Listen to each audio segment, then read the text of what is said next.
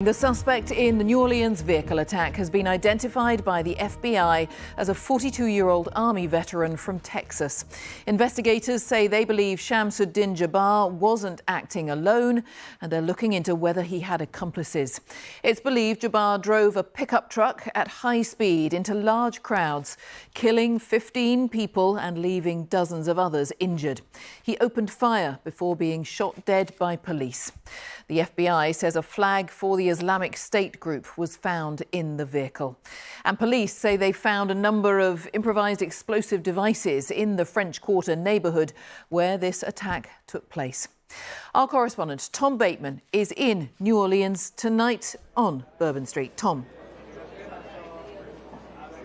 Well, the scene itself, Jane, remains locked down, the very historic centre of this city, and the point at which, if you look behind this large police van on this strip here, was where that white pickup truck sped up, gained speed, took a right turn down Bourbon Street, perhaps the best-known thoroughfare in New Orleans, and then ploughed into crowds on the scene there. Now, in the last few minutes, we have seen more police arrive here as they continue to scour the scene for clues in this city so used to celebration that saw a night of violence erupt. New Orleans at New Year's Eve. This part of the city is its best known, a tourism and nightlife hotspot. Just after 3 a.m, chaos unfolds. The first signs of panic as police race to the scene. What they find, much of which is too graphic to show, is the immediate aftermath of a ramming attack. Officers say a man in a pickup truck ploughed into a crowd, trying to run over as many people as he could. He then unleashed a shootout with police, who fired back and killed him. It did involve a man driving a pickup truck down Bourbon Street at a very fast pace, and it was very intentional behavior. This man was trying to run over as many people as he possibly could. He was hell-bent on creating the carnage and the damage that he did. A British tourist, Steve Hyde, was in the city to celebrate his birthday. I was in a bar 15, 20 metres from Bourbon, and we were all having a great time. I'd been in there for maybe 2.5 hours at that point. And then we heard shots and saw people running past the window, and didn't really know, what was going on. Obviously, we heard the shots. We knew it wasn't going to be good. Dozens were wounded, including 2 police officers hit by gunfire. Police evacuated a wide area and say they found a potential explosive device in the truck and other possible devices outside it before they carried out controlled explosions. The FBI says the attack is being investigated as an act of terrorism. At the latest press conference, officials have given more information about the suspect.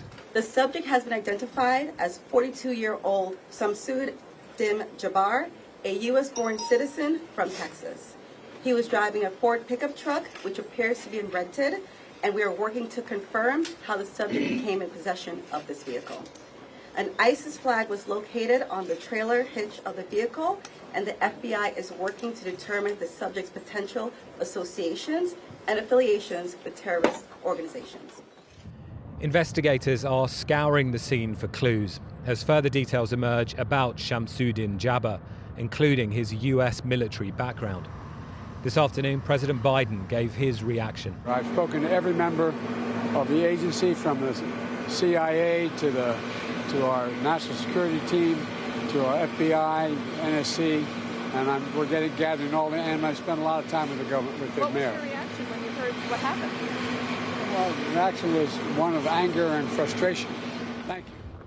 He says the White House is offering its full support to the city, which is now ushering in the new year, grieving its dead and praying for the wounded. And Tom, just talk to us a little bit more about the feeling there in the city, the mood. Well, there is an inevitable sense of shock, of course. I was just chatting to one man on the sidewalk here who said that he was in the French Quarter exactly the point at which all of this happened, just an hour before it took place, speaking of his sense of relief, but also wanting to return to this point, as many others have actually, to try and pay their respects, but also get a sense of the developments as they're unfolding. It's also worth noting, though, that this is an extremely bustling and very popular place full of bars, nightlife, and we have seen, and we heard from the police actually saying they wanted life to carry on. There's a big college football game that's was due to take place today. It's been delayed for 24 hours, but it will still go ahead. And I think what we're sensing is a sense of resilience that this city wants to try and show that it's carrying on. And that comment, Tom, from the FBI that the suspect wasn't necessarily acting alone, what more do we know about their investigation? That's right. I mean, the FBI said that they believe that there are accomplices in this. Now, they didn't give any more details other than to say that they are searching for, in their words, some bad people, at the same time as trying to secure this city. They will, of course, be looking extremely closely at the background of Shamsuddin Jabbar as they continue that investigation. We now know, and the army has confirmed, that he spent a decade in the US military. He had deployed to Afghanistan for around a year from 2009. Also emerged as a YouTube video that he himself made in recent years, saying that he was an estate agent, an IT specialist. That's what he did in the army, and also I think giving the investigators further lines of clues as they continue to scour this scene, try and secure the city and look into the background of their main perpetrator, the main suspect in this attack.